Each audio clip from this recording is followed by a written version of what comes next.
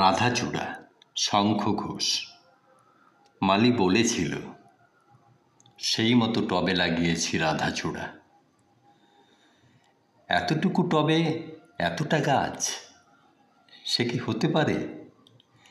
মালি বলে, হতে পারে, যদি ঠিক জানো কিভাবে বানায় গাছপালা। খুব যদি বাড় বেড়ে ওঠে, দাও, ছেটে দাও সব মাথা।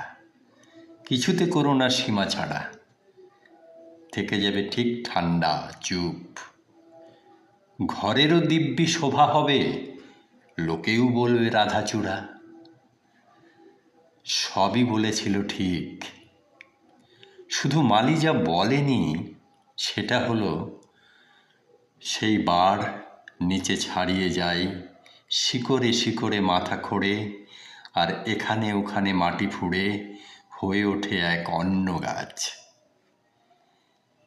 এমনকি সেই মরশুমি টব ইতস্ততের চোরা চাপে বড় মাথা ছেড়ে খুদে মাথায় কাতারে কাতারে ঝেপে আসায় ফেটে যেতে পারে হঠাৎ যে। সে কথা কি মালি বলেছিল? মালি তা বলেনি রাধাচূড়া।